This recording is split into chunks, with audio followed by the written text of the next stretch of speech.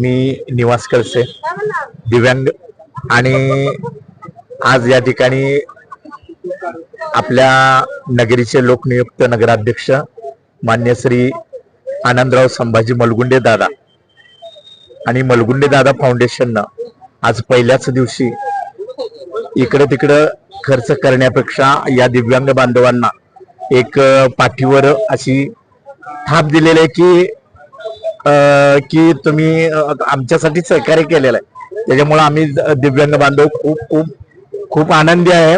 मी माझ्या आयुष्यामध्ये कुठलंही वाहन चालवलेलं नाही आणि चालवता आलंच नाही, पण पहिल्यांदा आज माझी फर्स्ट लाईफ मध्ये पहिलं ही सायकल मलगुंडे दादा फाउंडेशनच्या वतीने मला मिळालेलं आहे। मी खूप खूप दादांचा फाउंडेशनचा आणि सर्व नवनिर्वाचित नगरसेवकांचा आणि नगरपालिकेचा खूप खूप आभार आहे। थँक्यू।